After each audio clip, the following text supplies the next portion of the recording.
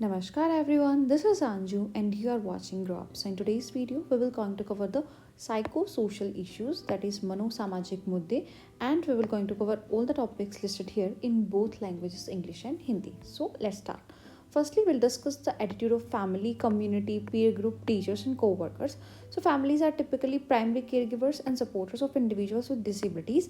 Their attitudes can set the foundation of how individuals view themselves and their potential, right. तो specially जो disability वाले बच्चे होते हैं तो उनका प्राइमरी केयर गिवर जो यहाँ पर फैमिली ही होती है, जो उनको सपोर्ट करती है, ठीक है, उनकी केयर करती है।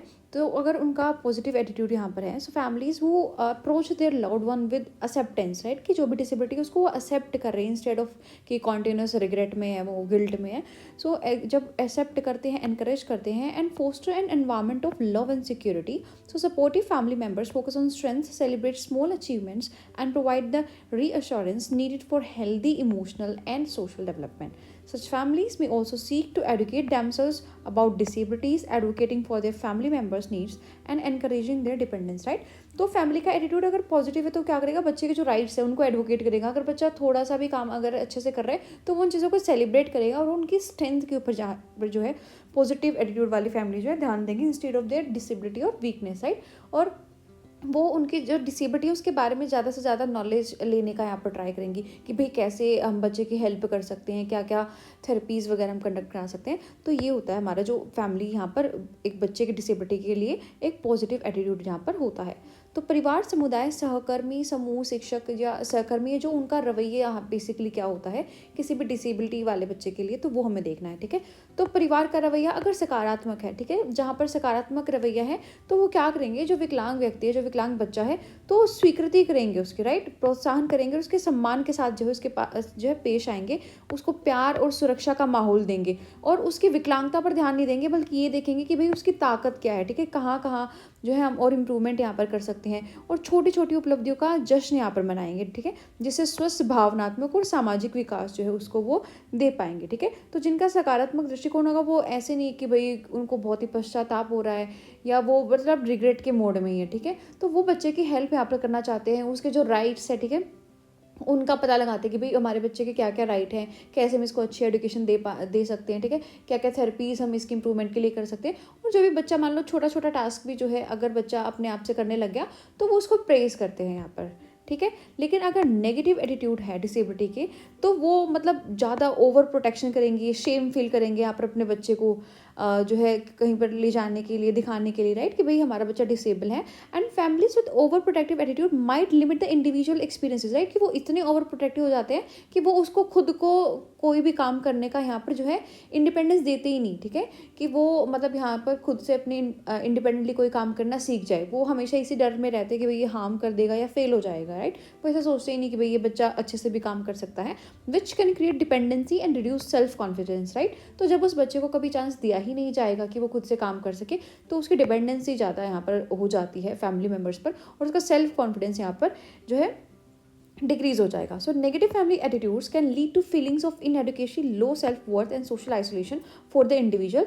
Over protection may prevent individual from developing essential skills and family stigmatization can lead to lack of acceptance of their identity resulting in anxiety and withdrawal, right। तो जब जो इंडिविजुअल है जिसको यहाँ पर डिसेबिलिटी है तो उसको लगेगा कि भाई मेरे परिवार को जो है शेम फील होते हैं मुझे किसी के साथ इंट्रोड्यूस कराने में, ठीक है, मुझे कोई काम नहीं करने देते, तो उसको बेचारे को खुद ही यहाँ पर एनजाइटी और विड्रॉल जैसे कि भाई अपनी फैमिली से वो बिलोंग ही नहीं करता, ऐसा यहाँ पर फील होगा, ठीक है। तो अगर परिवार का दृष्टिकोण यहाँ पर नकारात्मक है, ठीक है, तो वो क्या करेंगे, उसको नकारेंगे हर बात पर, उसको बहुत ज़्यादा सुरक्षा देंगे कि भाई इसको तो हर पॉइंट पे जो है हमें सुरक्षा देनी नहीं तो ये हार्म कर सकता है या इससे काम नहीं होगा, या शर्म के साथ प्रतिक्रिया दे, राइट, कि उनको मतलब शर्म आती है कि भाई ये हमारा बच्चा है विकलांग है।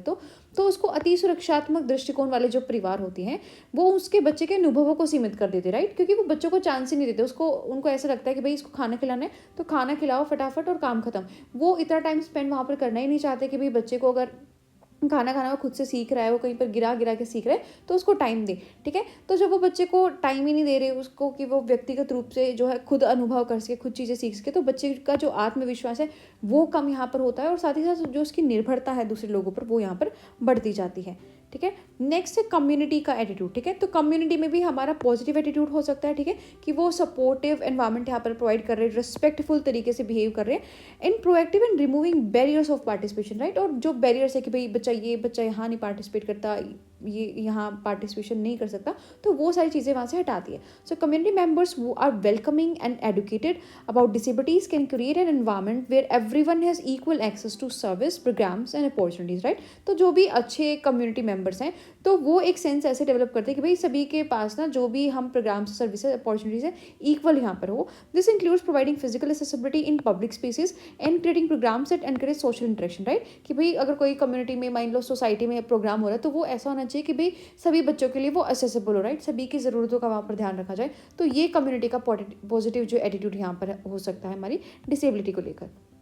तो सामुदायिक दृष्टिकोण की बात करें तो वो भी हमारा पॉजिटिव भी हो सकता है और नेगेटिव भी।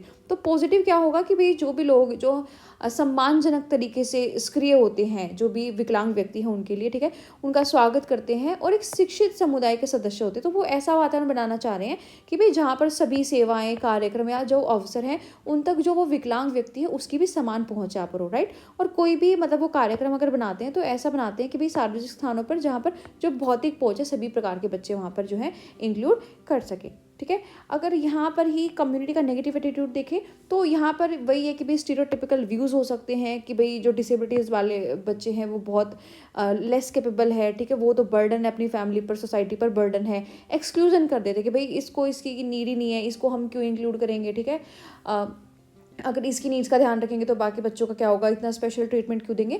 तो वो नेगेटिव एटीट्यूड यहाँ पर जो है कुछ कम्युनिटी के मेंबर्स जो है इंडिविजुअल जो डिसेबिलिटीज़ वाले हैं उनके लिए शो कर सकते हैं, ठीक है। तो नकारात्मक दृष्टिकोण क्या है कि कुछ लोग जो है रूढ़िवादी दृष्टिकोण रखते हैं, ठीक है, कि भाई जो विकलांग व्यक्ति है तो क्या कर सकता है, ये बोझ है हमारी सोसाइटी के ऊपर, अपनी फैमिली के ऊपर, इसका ध्यान रखना पड़ता है, राइट, और उसका बहिष्कार करते हैं इंस्टीड, ठीक है।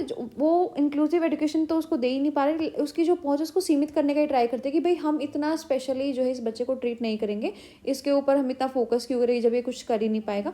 तो वो नकारात्मक दृष्टिकोण जो उस विकलांग व्यक्ति के प्रति यहाँ पर रखते हैं।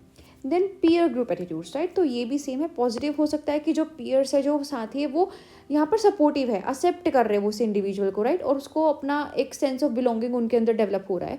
सो पीयर्स वो show kindness, empathy and friendship, encourage social skills and provide opportunities for shared activities and learning experience, right.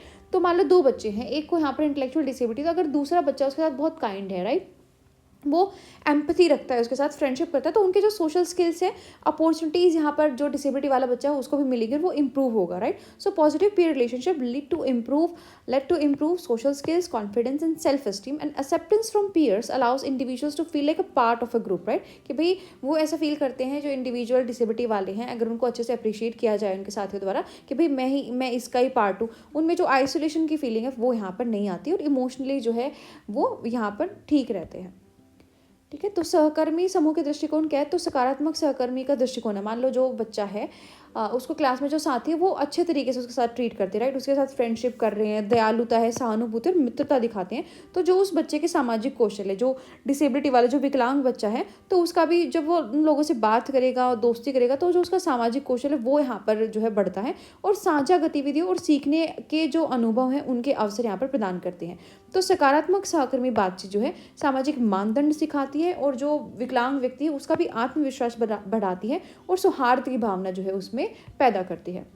लेकिन अगर जो हमारे साथी है वो नेगेटिव एटीट्यूड रख रहे हैं, ठीक है, कि वो अब बुली कर रही है, टीज कर रहे हैं कि भाई तू तो ऐसा है, एक्सक्लूड कर रहे हैं, ठीक है, कि तू तो हमारे साथ जो है बिलोंग ही नहीं करता। So when peer reacts with insensitivity, mockery or avoidance, it can lead to feelings of rejection, loneliness और inferiority, right। तो जब वो बच्चा है इंटेलेक्चुअल डिसेबिलिटी वाला वो रिजेक्शन फील करता है कि भाई वो अलग है इन सब से, लॉनली वो फील करता है। So negative peer behaviours often stem from a lack of understanding and prejudice and can make school and social environment hostile, right. तो वो जो है उस स्कूल और उस अपने क्लास के एनवायरनमेंट को बहुत ज़्यादा नेगेटिव यहाँ पर बना देते हैं। तो negative peer attitudes can cause significant psychosocial harms including depression, anxiety and social withdrawal, right. कि भाई जब वो इंटेलेक्चुअल डिसेबिलिटी वाला बच्चा कुछ भी बोलने का ट्राई करता है, ठीक है, अपनी तरफ से कुछ करने का ट्राई करता है, तो जब वो नेगेटिव एटीट्यूड वाले जो उसके साथी है वो उसको बुली करते हैं, ठीक है, टीज करते हैं, तो आगे से क्या करेगा कि वो बच्चा जो है खुद ही विड्रॉल कर लेगा सोशल सेटिंग्स में, राइट। खुद वो कुछ ट्राई करना नहीं चाहेगा, तो उसके अंदर डिप्रेशन और एंजाइटी यहाँ पर जो है वो नेगेटिव एटीट्यूड पीयर्स के यहाँ पर उत्पन्न कर सकते हैं। तो नकारात्मक दृष्टिकोण क्या है कि भाई जो साथी हैं वो उसका बहिष्कार कर रहे हैं, उसको धमका रहे हैं, उसको चिढ़ा रहे हैं, ठीक है, उसके साथ बहुत असंवेदनशीलता दिखा रहे हैं, उसका उपहास कर रहे हैं, टाल मटोल के साथ प्रतिक्रिया दे रहे हैं। तो ऐसे में जो विकलांग व्यक्ति है उसको अस्वीकृति, अकेलेपन और हीनता की भावनाएं पैदा होंगी। और नकारात्मक सहकर्मी व्यवहार अक्सर समझ की कमी या पूर्वग्रह से उत्पन्न होती है, राइट। कि भाई उनके जो साथी हैं उनके अंदर पहले से ही कुछ है कि भाई ये पागल है, इंटेलेक्चुअल डिसेबिलिटी वाले ऐसे होते हैं, ठीक है। तो उनका जो पहले से ही पूर्वाग्रह है उससे जो है उनके दिमाग में ऐसी चीज़ें उत्पन्न होती हैं। और उससे क्या होगा, जो वो स्कूल का सामाजिक वातावरण है उसको भी शत्रुतापूर्ण बनाते हैं, उसको भी एक पॉजिटिव एनवायरनमेंट वो नहीं रहने देते। देन टीचर का एटीट्यूड कैसा है कि भाई क्या टीचर पॉजिटिवली जो है बच्चे को ट्रीट कर रहा है, नेगेटिव एटीट्यूड है तो वो भी बच्चों को अफेक्ट करेगा। So teachers who are empathic, patient and inclusive create a supportive learning environment, right. जो टीचर्स एम्पैथी शो करते हैं, पेशेंट है, तो वो एक अच्छा सपोर्टिव एनवायरनमेंट उस बच्चे के लिए भी क्रिएट करते हैं कि भाई हाँ मैं इस बच्चे के लिए स्पेशल एफर्ट्स लगाने के लिए ट्राई जो है तैयार हो, क्योंकि ये मेरा काम है, right. So they adapt teaching methods, use positive reinforcement and encourage participation. Such teachers advocate for equal opportunities in classroom, fostering a climate for respect and acceptance among all students, right? तो जब ऐसा teacher होगा तो वो एक inclusive classroom उस बच्चे के लिए भी, इंक्लूसिव क्लाइमेट उसके लिए जो है क्रिएट करेगा, उसको एक्सेप्ट करेगा, राइट, इक्वली।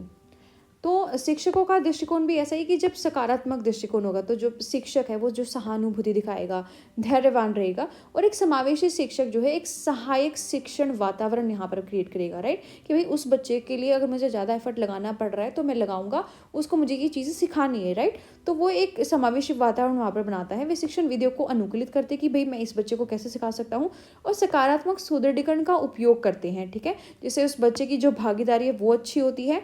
और ऐसा शिक्षक कक्षा में जो सम्मान के अवसर है उसकी वकालत करते हैं, कि मतलब ऐसा नहीं होने देता कि कोई बच्चा उसको टीज कर रहा है, उसको बुली कर रहा है। और सभी छात्रों के बीच जो विकलांग बच्चा है उसको भी सम्मान और स्वीकृति का माहौल जो है वो टीचर बनाता है। लेकिन अगर यहीं पर टीचर का जो नेगेटिव एटीट्यूड हो, सो टीचर्स वो आर dismissive, lack understanding और hold biases can hinder the development of students with disabilities, right। कि जो bias हो कि भाई इस पर मुझे इतना टाइम लगाना पड़ेगा, इसको 10 बार चीज़ें बतानी पड़ती है तब एक बार सीखेगा, तो वो जो है एक मतलब नेगेटिव जो एनवायरनमेंट हम बोल सकते हैं उसकी बच्चे की ग्रोथ के लिए वहाँ पर क्रिएट करते हैं। वो अंडर एस्टिमेट करते हैं उस बच्चे के पोटेंशियल को, right. Fail to provide necessary accommodations और discourage participation, create a hostile और एक्सक्लूसिव क्लासरूम एनवायरनमेंट, राइट। तो उसकी जो अकोमोडेशंस हैं वो नहीं देते उसको, उसका जो पार्टिसिपेशन है उसको जो है डिस्करेज करते, राइट। कि भाई इसको सिखाने में जब ज़्यादा एफर्ट लग रहा है तो वो सोचते हैं कि भाई इसको सिखाना ही क्यों है, उसको बिल्कुल जो है एक्सक्लूड यहाँ से कर देते हैं। So negative teacher attitudes result in feeling of inadequacy, frustration and disinterest in learning, right. तो जब उसको बच्चे को सिखाया ही नहीं जा रहा तो उसका जो लर्निंग का इंटरेस्ट है वो खत्म हो जाएगा, उसके अंदर खुद फ्रस्ट्रेशन आएगी क्योंकि ना उसको कुछ सिखाया जा रहा है ना उसको क्लास में एक्सेप्ट यहाँ पर किया जा रहा है।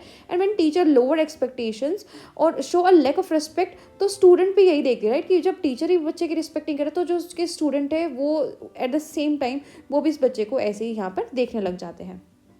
तो अगर टीचर का नकारात्मक दृष्टिकोण है, राइट, जो कि एक उपेक्षापूर्ण है, समझ की कमी है जिन टीचर्स में और पक्षपाती होते हैं, ठीक है, वे विकलांग छात्रों के विकास में बाधा डाल सकते हैं। वे छात्र की क्षमता को कम आंक सकते हैं और आवश्यक जो सुविधाएं जो प्रदान करनी चाहिए बच्चे को, कि भाई एक मटेरियल उसको बहुत ईजी लैंग्वेज में हमें देना है, तो वो नहीं करते, ठीक है। वो उसकी भागीदारी को ही हतोत्साहित कर देते हैं कि भाई इसको भागीदारी करने की ज़रूरत नहीं है, जिससे शत्रुतापूर्ण या अलग थलग कक्षा का माहौल बन सकता है। और जब टीचर ऐसा करेगा तो जो उसके साथी होंगे वो भी इस बच्चे को ऐसे ही ट्रीट करेंगे, राइट। नहीं, जो कोवर्कर्स हैं, मान लो बच्चा कहीं पर काम कर रहा है इंटेलेक्चुअल डिसेबिलिटी वाला, तो जो भी उसके कोवर्कर्स हैं, सो जब अगर वो सपोर्टिव होंगे तो वो रेस्पेक्ट करेंगे, कोऑपरेशन करेंगे, ठीक है, उस एक पॉजिटिव वर्क एनवायरनमेंट उस बच्चे के लिए क्रिएट करेंगे, टीम वर्क जो होगा उसमें एनकरेज करेंगे। And these coworkers help individual with disabilities feel valued and competent, right. तो वो उनके एक पॉजिटिव प्रोफेशनल डेवलपमेंट में हम बोल सकते हैं उसके लिए काम करेंगे और एक अच्छा जो है वर्क प्लेस उसके लिए क्रिएट करेंगे। सहकर्मियों का रवैया, कि भाई मान लो कोई जो विकलांग व्यक्ति है, बौद्धिक विकलांग, तो वो कहीं पर जॉब कर रहा है, तो उसके जो साथी हैं अगर वो उसके साथ सम्मान की फीलिंग रखते हैं, ठीक है, समावेशिता दिखाते हैं, तो उसके एक ना बहुत सकारात्मक कार्य वातावरण वो योगदान कर रहे हैं।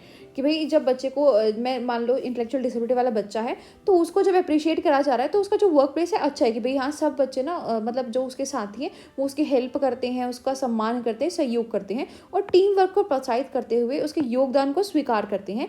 ये जो सहकर्मी होते हैं जो उसके लिए अच्छा सोचते हैं, सम्मान करते हैं, ये विकलांग व्यक्तियों को मूल्यवान और सक्षम महसूस कराने में मदद करते हैं कि भाई आप मूल्यवान हो, उसकी वैल्यू करते हैं और उसको सक्षम यहाँ पर खुद में जो है महसूस कराते हैं और एक अच्छा जो है वातावरण उसको उसके काम करने के लिए देते हैं। लेकिन अगर नेगेटिव एटीट्यूड रखते हैं जो हमारे साथ काम करते हैं, ठीक है, तो वो एक इनसेंसिटिव रिमार्क हमारे ऊपर डालते हैं, एक्सक्लूड कर देते हैं, जो हमारे एफर्ट होते हैं उनको प्रेज नहीं करते। सो सच एटीट्यूड्स में lead to unfair treatment, isolation और lack of professional growth, right. तो इससे क्या होगा, बच्चा आइसोलेट हो जाएगा। मान लो मैं काम करने जा रही हूँ, कोई मुझसे कोई बातें नहीं कर रहा, तो वो खुद आइसोलेट हो जाएगा, ठीक है, वो बात बोलने में हेजिटेट करेगा, तो उससे जो उसकी प्रोफेशनल डेवलपमेंट है, ग्रोथ अपॉर्चुनिटीज़ है, वो यहाँ पर डिक्रीज हो जाएंगी, ठीक है। लेकिन अगर यही साथी एक नकारात्मक दृष्टिकोण रखते हैं, ठीक है, भेदभाव करते हैं आपके साथ, असंवेदनशील टिप्पणी करते हैं, तो क्या होगा, मान लो मैं ही हूँ और मुझसे कोई बात ही नहीं कर रहा है जहाँ पर मैं जॉब कर रही हूँ, मेरे ठीक है, कोई अप्रिशिएट नहीं कर रहा मेरे काम को, जो उसका काम, जो बच्चा वो काम कर रहा है, विकलांग व्यक्ति, बौद्धिक विकलांग, तो उसके काम को भी मतलब कोई इंपॉर्टेंस नहीं दी जाती, तो उसके साथ जब अनुचित व्यवहार किया जाता है तो वो अलगाव यहाँ पर फील करता है और उसका जो पेशेवर विकास होता है, ठीक है, जो उसकी प्रोफेशनल डेवलपमेंट होनी चाहिए थी, उसमें भी कमी आती है, क्योंकि सहकर्मी विकलांग व्यक्तियों के योगदान पर भरोसा नहीं कर सकते और उन्हें महत्व नहीं दे सकते। तो ये जो नकारात्मक सहकर्मी दृष्टिकोण है वो तनाव, चिंता और नौकरी की संतुष्टि में कमी लाती है, राइट, कि भाई मैं जितना एफर्ट नहीं लगा पा रही, मे बी इसलिए ये मुझे एक्सेप्ट नहीं कर पा रही, तो ऐसी थिंकिंग सब जो है डेवलप होती है। नेक्स्ट है misconceptions and social practice, right, जो भी डिसेबिलिटीज़ के लिए है। तो मिथ्स एंड मिसकंसेप्शंस क्या है हमारी मेंटल हेल्थ डिसेबिलिटीज़ के लिए, that mental illness is a sign of weakness, right, कि भाई मेंटल इलनेस को ना एक वीकनेस के साइन के लिए ऐसा मिसकंसेप्शन है कि भाई वो वीकनेस है, ठीक है, अगर कोई भी बच्चा यहाँ पर मेंटल इलनेस का शिकार है। So this misconception suggest that people with mental health issues are weak and unable to handle stress, right, कि भाई वो काम नहीं कर सकते अच्छे से, स्ट्रेस नहीं हैंडल कर सकते, और जो ये बिलीफ है discourages individuals from seeking help and talking openly about their struggles leading to untreated mental health issues and increased shame, right। जैसे हम बोल सकते हैं कि भाई डिप्रेशन है, किसी बच्चे को एंजाइटी वो काफ़ी ज़्यादा हो गया, तो लोग उसको पागल की तरह ट्रीट करते हैं, वो खुलकर किसी के साथ शेयर नहीं कर सकते यहाँ पर। So people with intellectual disabilities are dangerous and violent, ये भी मिसकंसेप्शन है कि भाई उसके पास मत जाओ, वो आपको हार्म कर देगा, वो तो बहुत डेंजरस और वायलेंट है। So many assume individual with disabilities may be unpredictable और हार्मफुल, दो this is not true, right, कि भाई हम एज्यूम करते हैं कि भाई ये बहुत अनप्रिडिक्टेबल है, कब क्या करते पता नहीं, लेकिन ये इतना ट्रू नहीं है। So this belief can lead to discrimination, social isolation and avoidance, right, क्योंकि अगर यही बिलीफ सब में रहा तो उनकी हेल्प कौन करेगा, राइट, तो डिस्क्रिमिनेशन उनके साथ होगा, सोशल आइसोलेशन उनको होगा, क्योंकि उनके पास कोई जाना ही नहीं चाह रहा। So individuals with intellectual disabilities may face exclusion from community spaces, schools और jobs due to unfounded fears, right. तो अगर मतलब वो जॉब भी कर रहे हैं स्कूल में, तो लोग उनसे दूर भागेंगे, राइट, क्योंकि उनका मिसकंसेप्शन नहीं है कि भाई ये तो हार्म कर सकता है, ये बहुत वायलेंट हमारे लिए होते हैं। तो जो भी यहाँ पर विकलांग व्यक्ति है बौद्धिक रूप से, उनके लिए जो मिथ हैं, गलत धारणाएं हैं या सामाजिक प्रथाएं, उनके बारे में हमें डिस्कस करना है। तो ये मिथ है भाई उनके बारे में कि ये जो है मानसिक बीमारी कमजोरी का संकेत है, कि जो भी मानसिक बीमारी किसी को, तो वो कमज़ोर है, ठीक है, वो असमर्थ होते हैं किसी भी तनाव को संभालने में, कोई भी काम करने में। दूसरा ये होता है कि भाई वो तो खतरनाक होते हैं, हिंसक होते हैं, आपको जो है चोट पहुँचा सकते हैं। तो लोग मानते हैं कि भाई जो विकलांग व्यक्ति है वो हानिकारक हो सकते हैं, हालांकि ये सच नहीं है। और इसी के साथ क्या करते हैं, उन जो विकलांग व्यक्ति है बौद्धिक रूप से, उनके साथ बहुत भेदभाव होता है, सामाजिक रूप से उनके साथ अलगाव होता है और परिहार का कारण बनता है। क्यों? क्योंकि लोग उनके पास जाते ही नहीं कि भाई ये तो हमें चोट पहुंचा देगा, ऐसे करके। Then mental illness is all in the mind and can be overcome with willpower. So the misconception suggests that people can simply snap out of mental health issues by choosing to think differently, right? लोग सोचते हैं कि भाई ये तो ऐसे ही acting कर रहा है, अगर ये दूसरे तरीके से सोचने लगे तो इसकी जो है मेंटल जो है इलनेस है वो ठीक हो जाएगी। So this can cause individual and their families to dismiss the seriousness of mental health conditions, preventing from seeking or supporting proper treatment and support, right? तो वो इस क्या करते हैं कि वो प्रॉपर ट्रीटमेंट ही नहीं बस उस बच्चे को दिलाते कि भाई अगर ये पॉजिटिव रह ले, पॉजिटिव सोच ले तो तेरा दिमाग ऐसे ठीक हो जाएगा, तो वो उससे क्या कर रहे हैं, उसको ट्रीटमेंट नहीं दिला रहे। तो ये भी यहाँ पर जो है एक मिथ है। Then intellectual disabilities are punishment और कर्स, राइट, कि भाई ये तो किसी श्राप का कारण है, पता नहीं पिछले जन्म में क्या किया होगा, ठीक है। तो ऐसी भी यहाँ पर मिसकंसेप्शन है। So in some cultures intellectual disabilities are misunderstood as a result of bad karma, curse और punishment from a higher power, right, कि भाई इसीलिए इसके साथ अब इस जन्म में ऐसा रहा, तो वो भी मिसकंसेप्शन है। And only adult can suffer from mental health issues, तो ये भी मिसकंसेप्शन है, राइट, कि वो अडल्ट हैं, केवल उन्हीं को मेंटल हेल्थ इश्यूज हो सकते हैं, वो किसी भी एज में यहाँ पर हो सकते हैं. So this misconception suggest that children and adolescents does not experience mental health problem and this can delay early intervention, right. क्योंकि जब छोटे बच्चे होते हैं, मान लो उनको कोई मेंटल हेल्थ इशू है भी, तो हम तो सोचते कि भाई नहीं, ये तो बड़ों को ही हो सकता है, छोटों को हो ही नहीं सकता. तो क्या है, वो जो छोटे बच्चे हैं उनका जो अर्ली इंटरवेंशन हम करा सकते थे, इस मिथ के कारण जो है हम वो भी उनका जो है नहीं कराते. तो और इसके मिथ्स क्या क्या हैं कि भाई जो मानसिक बीमारी है वो मन में होती है, और अगर बच्चे के अंदर इच्छा शक्ति हो ना तो वो खुद दूर कर सकता है. तो इससे क्या होता है, लोग सोचते हैं कि भाई ये खुद नहीं ठीक करना चाहता, खुद ऐसे नहीं कि इसको पॉजिटिव सोच लें, खुद क्यों नहीं, इसकी इच्छा शक्ति इतनी होती, और उसके ऊपर सारा वो ब्लेम डाल के जो भी उसको दवाइयाँ दिलानी थी, जो भी थेरेपी बच्चे की करानी थी, जो भी उपचार उसको दिलाना था, जो भी सहायता देनी थी, वो नहीं कराते. ठीक है, कि भाई ये तो अपना खुद ही ऐसे कर रखा है, नहीं तो जो है ये खुद ठीक हो सकता है. तो ये मिथ है. ठीक है, कि भाई अपनी इच्छा शक्ति से हम उसको बिल्कुल यहाँ पर ठीक कर देते हैं. देन बौद्धिक अक्षमता एक सजा या अभिशाप है. ठीक है, कि भाई ये इस जन्म में इसको ऐसे मिला है क्योंकि इसने पिछले जन्म में कुछ बुरा कर्म मिला होगा, बुरा कर्म किया होगा, राइट. तो ऐसा भी बहुत सारी संस्कृतियों में कि इसको कोई अभिशाप मिला होगा. ठीक है, इसलिए इसने भगवान ने या किसी उच्च शक्ति ने इसको जो है दंड दिया. देन केवल वयस्क ही मानसिक समस्या जो है, स्वास्थ्य समस्या है, उनसे पीड़ित हो सकते हैं. ठीक है, ऐसी भी मिथ है कि भाई छोटे बच्चे हैं वो बिल्कुल ठीक होते हैं, उनके कोई जो है मानसिक समस्या नहीं होती. हालांकि गलत है बिल्कुल, राइट. वो मानसिक जो तनाव है, समस्या, वो किसी में भी हो सकती है. और इस मिथ के कारण क्या होता है कि जो छोटे बच्चे हैं, मान लो उनमें अभी स्टार्ट ही हुई है मेंटल इलनेस, ठीक है, तो हम उसको क्या है, उसको चेकअप ही नहीं कराते, उस बच्चे को डॉक्टर के पास लेकर ही नहीं जाते कि भाई छोटे बच्चों में तो होती ही नहीं है. उससे क्या होगा, जब वो बहुत ज़्यादा सीवियर हो जाएगी तब हमें पता चलेगा कि भाई इस बच्चे को भी यहाँ पर कोई मानसिक बीमारी है, मानसिक समस्या है. देन सोशल प्रैक्टिस कि भाई स्टिग्मेटाइजेशन किया जाता है. ठीक है, उनको बिल्कुल एक मतलब कलंक की तरह समझा जाता है विकलांग व्यक्तियों को जो इंटेलेक्चुअली डिसेबल्ड हैं. So many societies label individual with mental health conditions और इंटेलेक्चुअल डिसेबिलिटीज एबनॉर्मल और crazy, right. So stigmatization led to social exclusion and reduce opportunities for individual to live fulfilling life. So people may avoid those with mental health issues और disabilities fearing their condition and contagious और unsafe, right. कि भाई इसके साथ में रहूंगी तो मैं भी ऐसे ही हो जाऊंगी, इसके साथ रहना अनसेफ है. तो ऐसा जो है लेबल उन लोगों को सोसाइटी में कर दिया जाता है. Then social isolation and exclusion कि भाई जो डिसेबिलिटीज़ वाले लोग हैं उनको एक्सक्लूड कर दिया जाता है कि भाई कम्युनिटी के इवेंट में उसको नहीं लेके आना, हम इसको एडुकेट नहीं कर सकते, एडुकेशन नहीं दे पाते. ठीक है, वर्क प्लेसेस में उसको डिनाई किया जाता है कि भाई ये हमें हार्म कर सकता है, अच्छे से काम नहीं कर सकता. So this isolation limits opportunities for social interaction, right. तो इससे जो उस बच्चे का इंटेलेक्चुअल डिसेबिलिटी वाला बच्चा है उसका सोशल इंटरेक्शन जो है यहाँ पर काफ़ी लिमिट हो जाता है. ठीक है,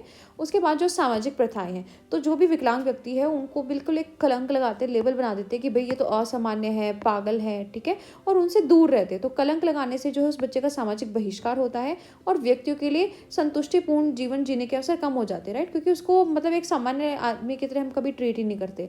तो लोग मानसिक स्वास्थ्य समस्या और विकलांग लोगों से दूर रहते हैं. ठीक है, उनको डर लगता है कि भाई ये तो अगर मैं इसके साथ रहूँगा तो मेरे को भी संक्रमण हो जाएगा, मैं भी पागल हो जाऊँगा, या ये मेरे लिए असुरक्षित है, क्या पता कब क्या कर दे. ठीक है, देन सामाजिक अलगाव और बहिष्कार. तो विकलांग व्यक्तियों को अक्सर सामुदायिक कार्यक्रमों, शिक्षा और कार्यस्थलों से बाहर रखा जाता है कि भाई हम इसको नहीं पढ़ा सकते, इसको कम्युनिटी में नहीं लेके आना है, ये क्या पता किसको क्या कर दे, इसको देखकर बच्चे डर जाते हैं. ठीक है, तो वो अलगाव उसके अंदर, बच्चे के अंदर जो है पैदा कर देते कि भाई इसको तो सोसाइटी से बिल्कुल अलग रहना है. तो यह अलगाव जो है सामाजिक संपर्क, उसके कौशल विकास और स्वतंत्रता के अवसरों को जो है सीमित कर देता है. Then over protective attitudes in family. So family में prevent individual with disabilities from participating in daily activities due to fear of harm और जजमेंट, राइट. कि भाई मान लो हम बच्चे को खाना खाना सिखा रहे हैं, सिंपल टास्क है, राइट. तो हम क्या करते हैं, जो ओवर प्रोटेक्टिव फैमिली होती है वो डेली उसको फीड करती है अच्छे से, उसको खुद हाथ लगाने ही नहीं देती कि भाई वो खुद से भी यहाँ पर कुछ सीख जाए. उनको लगता है कि भाई इसको आएगा ही नहीं, खा नहीं सकता खुद से, या इतना टाइम वेस्ट करेगा, ठीक है, अपने कपड़े गंदे कर लेगा. तो इस ओवर प्रोटेक्शन के चक्कर में जो बच्चा यहाँ पर खुद जो स्किल्स डेवलप कर सकता था, उसके लिए उसको जो है यहाँ पर टाइम ही नहीं दिया जा रहा. ठीक है, उनको लगता है कि भाई ये कर ही नहीं सकता, या पहले से ही उनकी जजमेंट जो है यहाँ पर रॉन्ग होती है. So over protective behaviours can lead to dependency, preventing individuals from developing life skills और सोशल रिलेशनशिप, राइट. तो जब उस बच्चे को मौका ही नहीं दिया जाएगा कि भाई वो खुद कुछ कर ले, वो किसी से बात कर ले, तो उस इंडिविजुअल को यहाँ पर जो है कोई भी सोशल स्किल है, सोशल रिलेशनशिप्स है, या अपनी डेली लिविंग स्किल्स हैं जो उनको डेवलप करने के लिए रोकते हैं.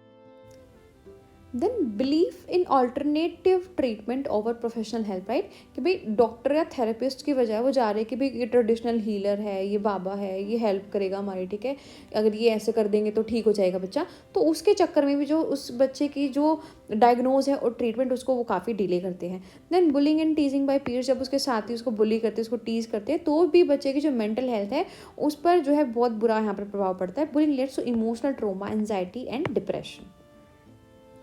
तो परिवारों में जब अति सुरक्षात्मक दृष्टिकोण है कि भाई इस बच्चे को तो बिल्कुल बहुत ज़्यादा सुरक्षा चाहिए, ठीक है, उसको वो कोई काम करने ही नहीं देते, हमेशा ओवर प्रोटेक्शन के अंदर रखते हैं, ठीक है, कि मान लो बच्चा खाना सीख सकता है, इंटेलेक्चुअल डिसेबिलिटी वाला बच्चा इजीली, राइट, लेकिन वो फैमिली क्या करती है कि भाई ये तो खाना खा ही नहीं सकता, हम ही खिलाएंगे, ठीक है, या उसको चांस ही नहीं दे रही कि भाई वो स्पून पकड़ लेगा या वो खुद से खा ले, कि भाई ये कपड़े गंदे कर लेगा, आना इसको है नहीं, हमारा काम और ज़्यादा यहाँ पर बढ़ा देगा। तो ज़्यादा अति सुरक्षा जब हम देते हैं तो उसकी जो स्किल है वो डेवलप नहीं होती, राइट, वो बात नहीं करता, तो हम क्या करते हैं, उसके साथ बात करने का ट्राई नहीं करते। जब बच्चे को एक एनवायरनमेंट दिया ही नहीं जाएगा जहाँ पर वो कुछ चीज़ प्रैक्टिस कर ले, तो इससे क्या होगा, वो बच्चा दूसरों पर ही डिपेंडेंट हमेशा के लिए यहाँ पर रह जाता है। देन पेशेवर मदद की बजाय जो वैकल्पिक उपचार है उनमें विश्वास रखते हैं कुछ लोग, राइट, कि भाई डॉक्टर है या थेरेपी दे रहे उनसे कुछ नहीं होगा, वो बाबा है उसके पास इसको लेके जाओ, वो ठीक कर देंगे, राइट, ये स्पिरिचुअल हीलर है इनके पास लेके जाओ। तो ऐसे ही जब यहाँ पर मेंटेलिटी होती है तो उससे भी क्या होता है, उनसे ठीक तो होगा नहीं, लेकिन जो उसका इलाज था वो और भी यहाँ पर डिले हो जाता है, ठीक है, जिससे जो प्रॉब्लम है यहाँ पर और भी बढ़ जाती है। देन साथियों द्वारा धमकाना और चिढ़ाना, राइट, कि भाई जब बच्चा जा रहा है कहीं पर, उसके साथी हैं जब उसको चिढ़ा रहे हैं, धमका रहे हैं, तो इससे भी जो वो बच्चा है उसके अंदर आघात, चिंता और अवसाद यहाँ पर फील होता है, ठीक है, एंजाइटी है, लोनलीनेस की फीलिंग जो है उसमें यहाँ पर आती है। Then differences between intellectual disability and mental illness. So intellectual disability क्या है? It's a developmental condition characterized by limitation in intellectual functioning, like reasoning, learning और problem solving, उनमें कुछ limitations है कि भाई ज़्यादा अच्छे तरीके से बच्चा नहीं कर पाता, and adaptive behaviors like जो daily life skills है उनको नहीं adapt कर पाता। Intellectual disabilities typically appear before the age of 18 and are usually permanent, right? तो वो 18 साल से पहले ऑलमोस्ट हो जाती हैं और रिलेटिवली परमानेंट रहती हैं। Intellectual disabilities result from developmental issues, genetics, or environmental factors during prenatal, perinatal, and early childhood period. Right, तो ये थी इंटेलेक्चुअल डिसेबिलिटी कि भाई जो इंटेलेक्चुअली हम काम कर सकते हैं, जो डेली स्किल हम कर सकते हैं भी, खुद से खाना खाना, नहाना, ठीक है, पढ़ना, तो वो चीज़ें हम नहीं कर पाते। लेकिन मेंटल इलनेस क्या होगी कि जो हमारी मेंटल हेल्थ कंडीशन है कि भाई किसी को डिप्रेशन हो गया, किसी को एंजाइटी होगी, so it can develop at any stage, ठीक है, इसका कोई ऐसे नहीं कि भाई 18 साल से पहले होगी, तो वो कभी भी डेवलप हो सकती है, एंड मे बी टेम्परेरी और क्रॉनिक, ठीक है, वो टेम्परेरी भी हो सकती है कि भाई कोई बच्चा किसी सिचुएशन को लेकर डिप्रेस था, फिर डिप्रेशन आ गया, लेकिन जब चीज़ें सॉल्व होने लगी तो बच्चा डिप्रेशन से जो बाहर आ गया, जब उसने मेडिटेशन स्टार्ट कर दी तो डिप्रेशन उसका कम हो गया, राइट। तो ये mental illness can be influenced by genetic, biological environment and psychological factors and often emerge due to complex life events और change in brain chemistry, right. तो ये कब होता है, जब हमारे पास कोई कॉम्प्लेक्स लाइफ इवेंट्स आ जाए कि भाई हमें कुछ दिखाई नहीं दे रहा, तो हम एंजाइटी में चले जाते हैं, स्ट्रेस में चले जाते हैं, तो ये होती है हमारी मेंटल इलनेस। तो बौद्धिक विकलांगता और मानसिक बीमारी के बीच अंतर को इन्होंने पूछा है। तो बौद्धिक विकलांगता क्या होती है कि वो स्थिति है जो भी हमारी बौद्धिक कार्य प्रणाली है, जैसे कि रीजनिंग है, तर्क करना, सीखना है, किसी समस्या को समाधान करना, वो चीज़ें भी नहीं आती है, राइट। या जो दैनिक जीवन के कौशल है कि खुद से खाना खाना, नहाना, पढ़ने जाना, ठीक है, बातचीत करना, तो उसमें सीमित से जहाँ पर सीमाएं हो जाती कि वो हम अच्छे तरीके से नहीं कर पाते। और ये जो बौद्धिक विकलांगता है आमतौर पर 18 वर्ष से पहले हमें जो है दिखाई दी जाती है और आमतौर पर स्थायी होती है, मतलब ऐसे नहीं हम कर सकते कि भाई इसका परमानेंट इलाज हम कर सकते हैं। जो बौद्धिक विकलांगता है वो जन्म पूर्व, प्रसवकालीन या बचपन की जो अवधि के दौरान कोई विकास संबंधी कोई मुद्दा है, कोई आनुवंशिक या पर्यावरणीय कारक है, तो उसके कारण जो है बच्चे को यहाँ पर बौद्धिक विकलांगता आ सकती है। लेकिन जो मानसिक बीमारी क्या है, ये मानसिक स्वास्थ्य की स्थिति है, ठीक है, कि भाई जो बच्चे के मूड, सोच और व्यवहार को प्रभावित करती है कि भाई बच्चा अवसाद में, डिप्रेशन में है, एंजाइटी में है, चिंता में है, राइट, कोई उसको विकार हो गया, तो ये जो दिमाग की बीमारी के बारे में यहाँ पर बेसिकली बात करती है। जो भी मान लो कोई ऐसी प्रॉब्लम आ गई बच्चे की लाइफ में, ठीक है, या बच्चा बहुत ज़्यादा ओवर थिंकिंग कर रहा है अपनी कैरियर को लेकर, तो एंजाइटी, डिप्रेशन तब उसके अंदर जो है आ सकता है। जो मानसिक बीमारियाँ हैं वो आनुवंशिक, जैविक, पर्यावरणीय और मनोवैज्ञानिक जो कारक हैं उनसे प्रभावित हो सकती हैं, और वे अक्सर जटिल जीवन की जो घटनाएं होती है, राइट, कि जहाँ पर हमें बहुत डिफिकल्टी होती है कि भाई बहुत डिफिकल्ट टाइम है, तो उससे ये जो है चीज़ें यहाँ पर हो सकती हैं। देन कॉग्निटिव फंक्शनिंग, तो जो इंटेलेक्चुअल डिसेबिलिटी जब होती है, इंटेलेक्चुअल डिसेबिलिटी में हमारी कॉग्निटिव फंक्शनिंग कैसी होती है? So individuals have significant limitations in intellectual functioning.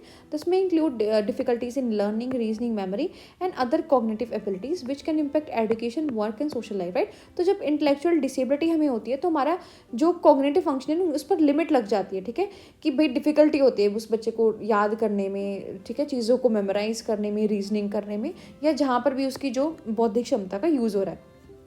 Then mental illness क्या है? It's generally do not have reduced intellectual functioning. इसमें जो हमारी दिमाग की क्षमता, मान लो डिप्रेशन में, तो ऐसा तो नहीं है ना कि हम खाना खाना भूल गए, नहाना भूल गए, तो इसमें इंटेलेक्चुअल फंक्शनिंग रिड्यूस नहीं होती है.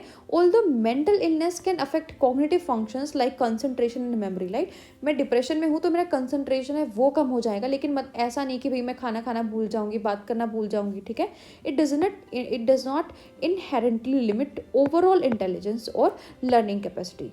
देन सिम्टम्स एंड प्रेजेंटेशन क्या है? जो इंटेलेक्चुअल डिसेबिलिटी, इसके क्या सिम्टम्स है?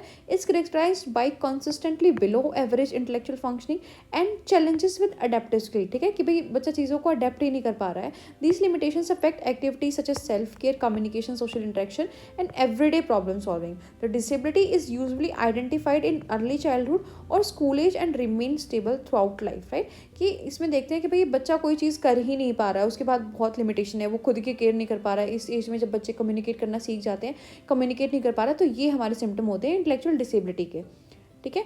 तो जो संज्ञानात्मक कार्य, तो बौद्धिक विकलांगता में क्या होगा? उसमें जो संज्ञानात्मक कार्य, उसमें सीमाएं होती है कि भाई बच्चा सीख नहीं सकता, याद नहीं रख सकता, ठीक है. तो उसकी जो संज्ञानात्मक क्षमता है उसमें बहुत कठिनाइयाँ उसको आती है, जिससे शिक्षा, काम और सामाजिक जीवन उसका प्रभावित होती है. लेकिन जो मानसिक बीमारी है उसमें जो हमारी बौद्धिक कार्य प्रणाली कम नहीं होती, ठीक है. मान लो मैं डिप्रेशन में हूँ, ठीक है, तो मेरे में एकाग्रता और स्मृति कम हो सकती है, ठीक है, कि भाई मैं डिप्रेशन में हूँ तो मेरा ना ध्यान नहीं लग रहा पढ़ाई में, ठीक है, मैं पढ़ाई अच्छे तरीके से नहीं कर पा रही. लेकिन ऐसा नहीं है कि भाई मैं डिप्रेशन में हूँ तो मैं खाना भूल गई हूँ, मैं लोगों से बात करना भूल गई हूँ, ठीक है. तो मानसिक बीमारी में हमारी जो बौद्धिक कार्य प्रणाली है वो कम नहीं होती.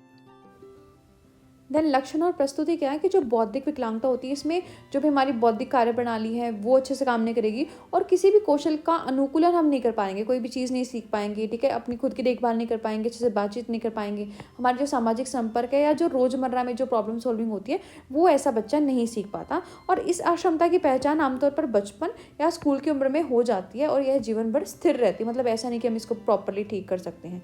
Then mental illness. So mental illness के जो सिम्टम है वो यहाँ पर डिफरेंट होंगे, ठीक है. वो डिपेंड करेगा कि भाई बच्चे की कंडीशन कैसी है, उसका मूड चेंज कैसा होती है, थिंकिंग कैसी है, ठीक है, उसका परसेप्शन चेंज हो रहा है, उसका कोई बिहेवियर है कि भाई बहुत चिड़चिड़ा बिहेवियर हो गया है, चीज़ों को मान नहीं रहा है. So symptom can appear suddenly और ग्रेजुअली और may fluctuate in intensity over time with periods and remission and relapse, right. तो वहाँ पर डिपेंड करता है कि भाई वो एकदम से कोई सडन चेंज आ रहा है उसकी पर्सनैलिटी में, ठीक है, या ग्रेजुअली वो फ्लक्चुएट कर रहा है कि उसको मतलब कोई बिहेवियरल इशू है या ऐसे. तो ये हमारे जो है मेंटल इलनेस के सिम्टम होते हैं. अब डायग्नोज अगर करना है या असेसमेंट करना है तो इंटेलेक्चुअल डिसेबिलिटी को हम कैसे डायग्नोज करेंगे? ये हमारी जो IQ टेस्ट है, ठीक है, उन पर जो बिलो 70 to 75 जो IQ होता है तो हम बोलते हैं कि भाई बच्चे को इंटेलेक्चुअल डिसेबिलिटी है. And assessments of adaptive behaviour. The diagnosis is made in early in life typically through developmental and psychological evaluation, right. और इस जो असेसमेंट को हम कैसे करते हैं? डेवलपमेंटल और जो साइकोलॉजिकल इवेल्यूशन है उसके बाद हमें पता चलता है कि भाई बच्चे को यहाँ पर जो है इंटेलेक्चुअल डिसेबिलिटी है. लेकिन अगर मेंटल इलनेस का हमें पता लगाना हो so it is diagnose through clinical interviews, psychological assessments and sometime medical test, right. कि भाई क्लिनिकली आपसे काउंसलिंग करी जा रही कि भाई आपको क्या प्रॉब्लम है, कैसा आपको फील हो रहा है. तो ऐसे ही जो है हम इस चीज़ को जो है मेंटल इलनेस को आइडेंटिफाई करते हैं. Diagnosis depend on specific symptom rather than cognitive testing alone and may change over time, right. और इसकी डायग्नोसिस है वो भी डिपेंड करती है कि भाई आपको कितनी सीवियरिटी, कितने ज़्यादा डिप्रेशन में आप हो, कितनी ज़्यादा एंजाइटी है, राइट. तो जो मानसिक बीमारी है इसके लक्षण क्या है? इसके लक्षण जो है बहुत टाइप के भिन्न हो सकते हैं कि भाई बच्चे के मूड में बदलाव हो रहा है, उसकी सोच विकृत हो रही है, या वास्तविकता में जो उसकी धारणा है, उसका व्यवहार है वो बदल गया है. ये लक्षण जो है अचानक या धीरे धीरे दिखाई दे सकते हैं और समय के साथ जो तीव्रता है, ठीक है, कि भाई ये लक्षण एकदम से दिख रहे हैं या आराम से दिखा रहे हैं तो वो यहाँ पर चेंज हो सकती है. अब अगर निदान और मूल्यांकन करना है तो जो बौद्धिक विकलांग है उसका हम पता कैसे लगाते हैं कि भाई पहले बच्चे का IQ टेस्ट करते हैं और उसके अनुकूल व्यवहार के आकलन के आधार पर उसका निदान किया जाता है. फिर उसका जो जीवन का शुरुआती दिन है उसी टाइम पर उसका जो है निदान किया जाता है यहाँ पर कि भाई बच्चे को IQ मतलब बौद्धिक अक्षमता है या नहीं है। तो आमतौर पर जो विकासात्मक और मनोवैज्ञानिक मूल्यांकन है उसके माध्यम से हम बच्चे का मूल्यांकन करते हैं कि भाई इस बच्चे को बौद्धिक अक्षमता है या नहीं है। लेकिन अगर किसी को मानसिक बीमारी है यहाँ पर, तो वो नैदानिक साक्षात्कार, मनोवैज्ञानिक मूल्यांकन और कभी कभी अन्य स्थितियों को जो है खारिज करने के लिए चिकित्सक जो प्रशिक्षण है उनके माध्यम से निदान किया जाता है कि भाई डॉक्टर जो है उस पेशेंट को बुलाते हैं कि भाई आपको कैसा फील हो रहा है, क्या प्रॉब्लम थी जिस पे आपको इतना स्ट्रेस हो रहा है, ठीक है, बीपी हाई है, लो है, उन कंडीशंस से भी एंजाइटी या डिप्रेशन हो सकता है। तो वो मानसिक बीमारी के लिए ऐसे जो है इनका टेस्ट किया जाता है। Then social and functional impact क्या करता है, अगर इंटेलेक्चुअल डिसेबिलिटी है तो इसका आपके ऊपर क्या सोशल और फंक्शनल इम्पैक्ट पड़ेगा। द इम्पैक्ट इज प्राइमरली और intellectual abilities and adaptive skills affecting daily functioning, independence and social relationships. Individual may require long term support in various aspects of life including employment, personal care और socialisation, right. तो जो disability वाले बच्चे उनको क्या करेंगे, उनको हर टाइम केयर की यहाँ पर नीड होगी, किसी स्किल को अडेप्ट नहीं कर पाएंगे, जो उनके डेली के काम है कि खाना है, पीना है, पढ़ना है, ठीक है, वो यहाँ पर नहीं कर पाएंगे बिना किसी सपोर्ट के। देन मेंटल इलनेस क्या होता है, the impact varies based on specific illness and severity. यहाँ पर डिपेंड करेगा कि भाई अगर थोड़ी बहुत डिप्रेशन है तो हमें दिखाई भी नहीं देगा, ज़्यादा डिप्रेशन है तो हमें दिखाई देगा कि भाई वो बच्चा किसी चीज़ की तरफ ध्यान नहीं दे पा रहा है, राइट, खुद में ही खोया खोया रहता है। But it often affects emotional wellbeing, right. तो इमोशनल वेलबींग, ये जो हमारा रिलेशनशिप्स है, ठीक है, उन चीज़ों को जो हमारी मेंटल इलनेस है वो यहाँ पर जो है हम बोल सकते हैं डिस्ट्रॉय करती है, राइट। इमोशनल वेलबींग हमारी कम होती रहती है। So many people with mental illness can lead independent life, right. तो मतलब ऐसा नहीं है कि वो कोई टास्क नहीं कर पा रहे, वो अपनी लाइफ इंडिपेंडेंटली जी पा रहे हैं। लेकिन जो चैलेंजेस हैं कि भाई स्टेबिलिटी उनकी लाइफ में नहीं आ रही, इमोशनली एक बार उनको बहुत गुस्सा आ जाता है, एक बार वो बहुत काम रह जाते हैं, ठीक है, कंसंट्रेट नहीं कर पा रहे। तो मेंटल जो इलनेस है उनमें ऐसे जो है सोशल और फंक्शनल इम्पैक्ट उनको देखने को मिलते हैं। तो सामाजिक और कार्यात्मक प्रभाव क्या पड़ता है, जो बौद्धिक विकलांगता होती है इसका प्रभाव मुख्य रूप से जो हमारी बौद्धिक क्षमता है उन पर पड़ता है कि हम कोई काम नहीं कर पाते हैं, ठीक है, जैसे बेसिक खाना है, नहाना है, दैनिक कामकाज स्वतंत्रता, ठीक है, या सामाजिक संबंध है, किसी से बातचीत करनी है, तो वो हम मेंटेन नहीं कर पाते। लेकिन जो मानसिक बीमारी है इस पर डिपेंड करेगा कि मान लो डिप्रेशन नहीं है तो वो कितना है। अगर कम डिप्रेशन है तो वो दिखाई भी नहीं देता बच्चों का हमें कि डिप्रेशन इसको है, ठीक है। अगर ज़्यादा है तो हमें दिखेगा कि भाई ये तो बात करनी इसने बंद कर दी है, अब मतलब बिल्कुल अलग सा रहने लग गया है, बातचीत नहीं करता है, ठीक है। तो ये उसके इमोशंस पर हमें दिखेगा कि या तो उसको बहुत ज़्यादा गुस्सा आ रहा है, ठीक है, या वो बिल्कुल काम है, मतलब उसका बिहेवियर हमें डिफरेंट यहाँ पर दिखता है। तो वो मानसिक जो बीमारी है उसका सामाजिक और कार्यात्मक प्रभाव पर जो है पता लगता है। लेकिन जो मानसिक बीमारी वाला बच्चा है वो अकेला इंडिपेंडेंटली रह सकता है। ऐसा नहीं है कि भाई उसको मानसिक बीमारी होगी तो वो बिल्कुल ही खाना खाना भूल गया या काम करना भूल गया, राइट। देन साइकोसोशल इश्यूज, तो एक्सप्लेनेशन क्या है, साइकोसोशल इशू होती क्या है, that are the challenges arises due to interaction between psychological factor की हमारा थॉट, इमोशन, बिहेवियर उनमें कोई डिफिकल्टी है, एंड सोशल फैक्टर, ठीक है, उसके बाद हमारा इंटरेक्शन कैसा, सोशली रिलेशनशिप्स कैसे हैं, हमारी कम्युनिटी कैसी है, कल्चर नॉर्म कैसे हैं। So they often include stress, trauma and lack of social support. When children face negative social environments और emotional hardship they may struggle with developmental, emotional and behavioural difficulties.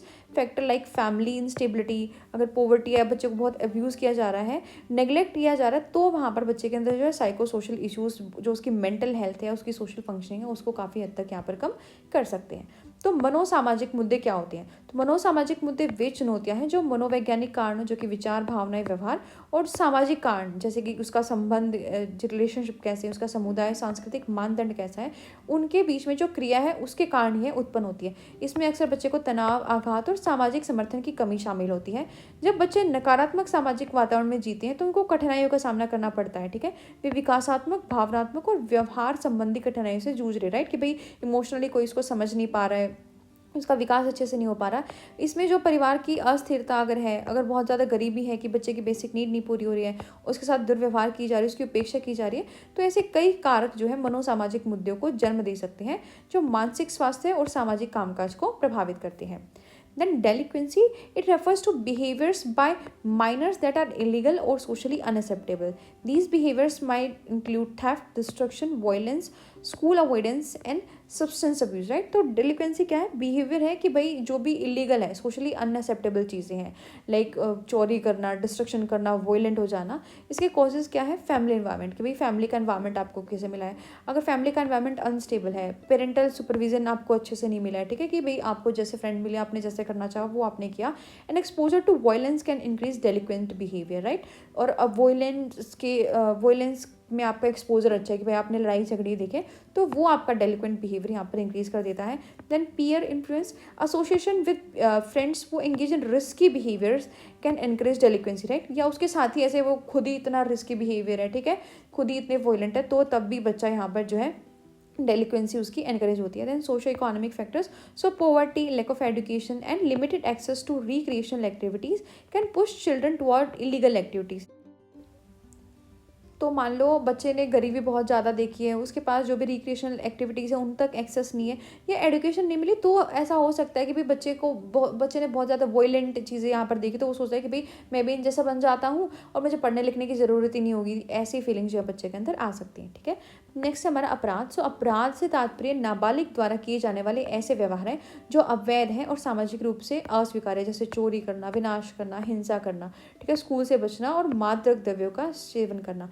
तो इसके कारण क्या हो सकते हैं कि भाई अगर उसका परिवार का वातावरण ही ऐसा है, ठीक है, अब बिल्कुल अस्थिर है, माता पिता ने जो उसकी देख रेख अच्छे से नहीं की, बच्चा जहाँ पर घूमता रहा, ठीक है, जैसे उसके साथी सिखाते कि वो सीखता रहा, या साथियों का प्रभाव कि भाई उसके साथी ऐसे हैं, ठीक है, इलीगल चीज़ें करते हैं, या सामाजिक आर्थिक कारण हो सकता है कि भाई वो उसने गरीबी बहुत ज़्यादा देखी है, शिक्षा नहीं मिली है, मनोरंजक गतिविधियों तक जो उसकी पहुंच है वो बहुत सीमित होगी, रिक्रिएशनल एक्टिविटीज़ तक, ठीक है, वो उसको अवैध गतिविधियों तक यहाँ पर जो है धकेल सकती है।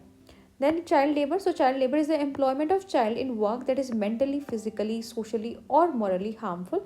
It interferes with a child's education, development and well-being, right? कि बहुत छोटे बच्चे जो कैपेबल ही नहीं है उनको लेबर के लिए, काम करने के लिए रखना। सो इसका कोजेज होता है भाई पॉवर्टी, कि भाई बच्चे के पास जो है और कोई ऑप्शन ही नहीं है। So families in poverty may rely on income generated by their children to survive, right, कि भाई उस बच्चे के ऊपर रिलाई कर रहे कि भाई ये 7-8 साल का बच्चा है, ये हमें कमा के खिलाएगा। देन लैक ऑफ एजुकेशन, कि उनके पास एजुकेशन नहीं है, and may leave children without options other than labour, right, कि उनको ये ऑप्शन दिखाई नहीं देता कि भाई बच्चे को हम पढ़ा भी सकते हैं, उसकी फैमिली ऐसे बोल दी कि भाई इतना 7-8 साल का हो गया है, इसको लेबर के लिए भेज देते हैं, ठीक है, एजुकेशन उसको प्रॉपर नहीं मिल पा रही। Then cultural norm, so in some areas it's culturally accepted for children to contribute to families income at young age, right, और कुछ कल्चरली भी ऐसे कल्चर है कि जहाँ पर देखा जाता है कि भाई जितना जल्दी बच्चा काम करना लग जाए, फाइनेंशियली सपोर्ट करे, उतना ज़्यादा अच्छा है, ठीक है। तो बाल श्रम क्या है? बाल श्रम मतलब ऐसे बच्चों को काम में लगाना जो कि मानसिक, शारीरिक, सामाजिक या नैतिक रूप से उनके लिए हानिकारक हो सकता है, ठीक है। मान लो 7-8 साल का बच्चा है, उसको काम में लगा रहे हैं, उसका मतलब ना तो मानसिक स्तर पर, ना शारीरिक स्तर पर, ना सामाजिक स्तर पर वो इतना यहाँ पर कैपेबल नहीं है कि भाई वो जो है ऐसे काम कर सके। तो इसका कारण गरीबी हो सकती है कि भाई वो उसको कमा कर ही लाना पड़ेगा, नहीं तो उनके घर में खाने के लिए रोटी नहीं है, या शिक्षा की कमी हो सकती है कि भाई शिक्षा तक उनकी पहुँच नहीं है, या फैमिली का एनवायरनमेंट ही ऐसा है कि भाई वो उस पर डिपेंड करते हैं कि भाई यही बच्चा जो है हमें कमा के खिलाएगा। या कुछ सांस्कृतिक मानदंड भी ऐसे हैं, बहुत लोग सोचते हैं कि भाई जितने जल्दी जो है बच्चे काम पर लग जाए उतना ज़्यादा उनके लिए अच्छा है। Then child abuse. Child abuse refers to physical, emotional, sexual abuse or neglect that a child endures. Abuse may take many forms like that has devastating effects on child's mental, physical and social development. कि उसको physically abuse कर सकते हैं, like कोई ऐसे punishment देकर या inappropriate और excessive जो है physically उसको harm करके। Then उसको emotionally कोई जो है emotionally उसका abuse हम कर सकते हैं threat देकर, ठीक है, हार्म करके, साइकोलॉजी को उसको क्रिटिसाइज़ कर बहुत ज़्यादा।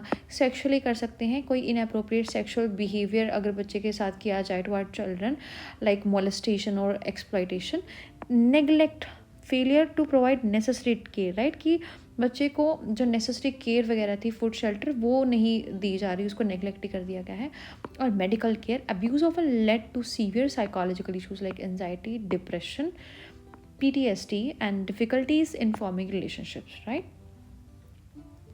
तो बाल शोषण क्या है? ये इससे तात्पर्य है कि भाई शारीरिक, भावनात्मक, यौन शोषण या उपेक्षा से है जिसे बच्चा सहता है। कोई भी दुर्व्यवहार, ये कई रूप से हो सकता है कि भाई मानसिक रूप से हो, शारीरिक रूप से हो, सामाजिक विकास हो, ठीक है।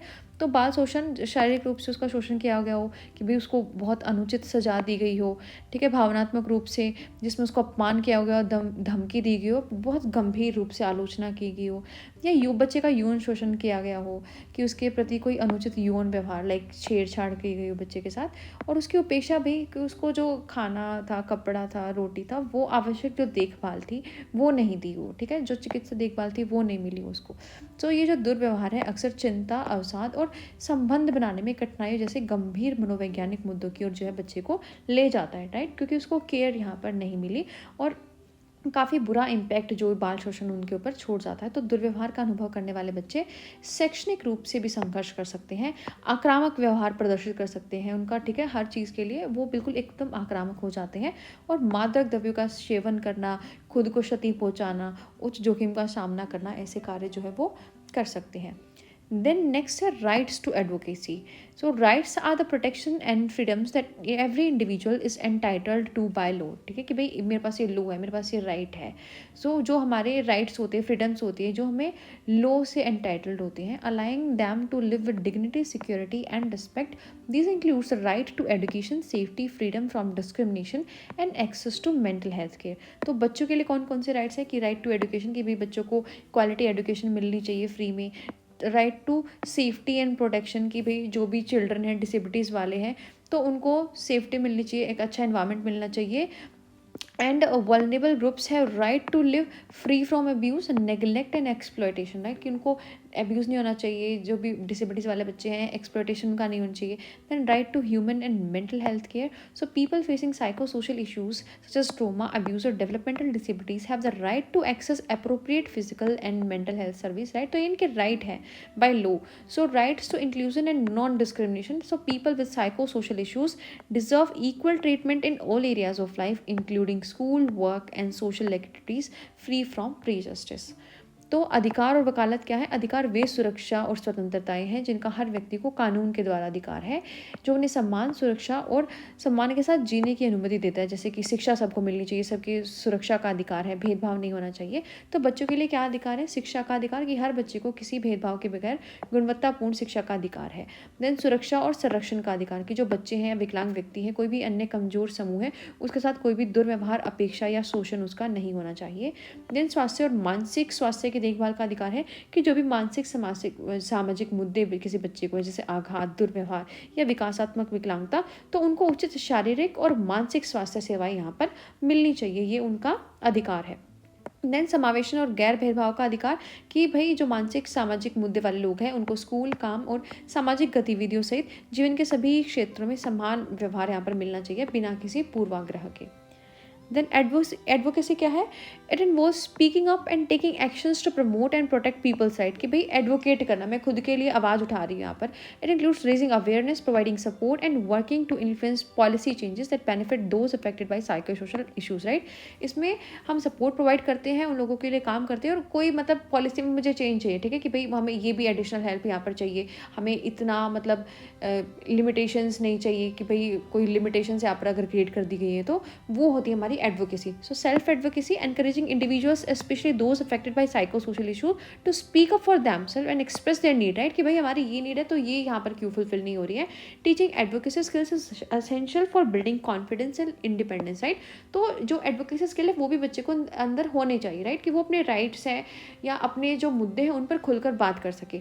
Then family and community advocacy. So family, teachers and social workers and community members play a critical role in advocating for the well-being of children and others facing psychosocial issues. They help by identifying problem, providing support and connecting people to services, right? कि दूसरा है उनकी family है, जो disable बच्चे हैं यहाँ पर, साइको सोशल इशू है, किसी को इंटेलेक्चुअल डिसेबल्ड है, तो उनके लिए जो फैमिली है, जो कम्युनिटी मेंबर है, वो यहाँ पर एडवोकेसी कर रहे हैं कि भाई उनको ये हेल्प यहाँ पर मिलनी चाहिए, ठीक है, उनके जो राइट्स हैं उनको एडवोकेट यहाँ पर करते हैं। तो वकालत क्या है? वकालत लोगों के अधिकारों को बढ़ावा देने और उनकी रक्षा के लिए बोलना और कार्रवाई करना यहाँ पर शामिल है। इसमें जागरूकता बढ़ाना, सहायता प्रदान करना और नीतिगत जो परिवर्तन है उनको प्रभावित करने के लिए काम करना शामिल है। वकालत के प्रकार क्या है? कि स्व वकालत, की हम जो खुद के जो मुद्दे हैं उनके लिए, हमारी जो ज़रूरतें हैं उनको व्यक्त करने के लिए जो है बातचीत कर रहे हैं, आवाज़ उठा रहे हैं। और परिवार और समुदाय की वकालत है, कि भाई परिवार और समुदाय जो भी विकलांग व्यक्ति है, ठीक है, उसके लिए यहाँ पर आवाज़ उठा रहे हैं, ठीक है, कि उसकी भलाई या उस जैसे अन्य लोगों की भलाई हम कैसे कर सकते हैं, कि इनकी ये भी ज़रूरतें हैं, इनके लिए भी कोई जो है लॉ यहाँ पर बननी चाहिए। देन लीगल एडवोकेसी होती है, लॉयर, सोशल वर्कर्स या and rights organisations often advocate for policy changes, legal protection and enforcement of rights to ensure that vulnerable groups are protected under the law, right.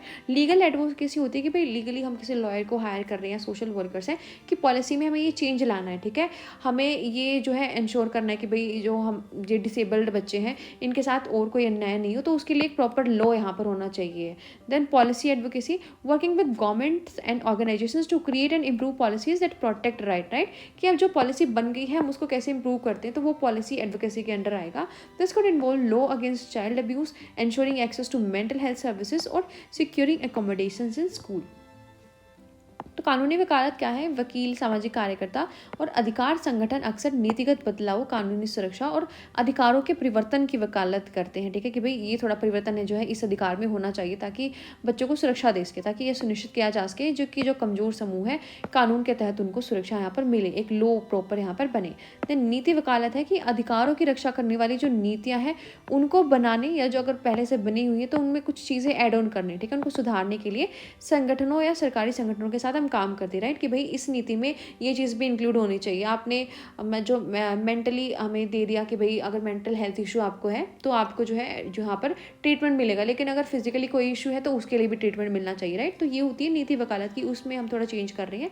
इसमें बाल शोषण के खिलाफ कानून, मानसिक स्वास्थ्य की जो सेवाएं हैं उन तक जो पहुँच सुनिश्चित करना, या जो स्कूल हैं कि उनमें जो सुरक्षित आवास यहाँ पर शामिल होनी चाहिए, ऐसी चीज़ें शामिल हो सकती हैं। देन इंपॉर्टेंस क्या है कि भाई प्रोटेक्ट एंड सपोर्ट, जो भी यहाँ पर बच्चा है उसको प्रोटेक्ट करती हैं ये बाय लॉ, राइट, कि उसके जो राइट्स हैं वो लॉ बाय लॉ उसको प्रोवाइड हुए हैं, उसको एक सपोर्ट यहाँ पर जो है प्रोवाइड करती है। अवेयरनेस लोगों के बीच में फैलाती है, अंडरस्टैंडिंग फैलाती है, बच्चे की एम्पावरमेंट करती है कि भाई वो खुद के लिए बोल सकता है चीज़ों को, उसको पता है उसके राइट्स क्या हैं। And then improvement in services, right, तो जब हम किसी चीज़ के लिए बोलेंगे जो सर्विसेज हमने बाय लॉ जो है राइट्स है जो इम्प्लीमेंट करें हैं, तो हमारी सर्विसेज यहाँ पर ज़्यादा अच्छी हो जाएंगी।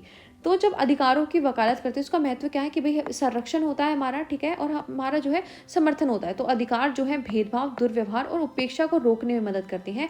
बच्चों, विकलांग व्यक्तियों और मानसिक स्वास्थ्य समस्याओं से जो प्रभावित लोग हैं उनको एक सुरक्षा यहाँ पर प्रदान करते हैं। लोगों के बीच जागरूकता आती है, राइट, कि भाई ऐसे ऐसे हमारे पास राइट्स हैं, ठीक है, नहीं तो लोगों को पता ही नहीं होता कि भाई हमारा ये भी अधिकार है। जैसे राइट टू एजुकेशन है, राइट, उनको प्रॉपर ट्रीटमेंट मिलना चाहिए, उसके लिए राइट है। तो बच्चों का सशक्तिकरण होता है कि भाई वो खुद के लिए बोल सकते हैं और अधिक स्वतंत्र और संतुष्ट जीवन वो जी सकते हैं, जिससे जो कि मनोवैज्ञानिक सामाजिक चुनौतियां जो बच्चों को सामना करने पड़ती है और उनकी जो सेवाएं हैं उसमें सुधार यहाँ पर होता है। So we are done with the unit, and if you like our content you can subscribe to our channel for more tutorials related to B.Ed special education and special education teacher as well. See you in the next video. Till then, namaskar.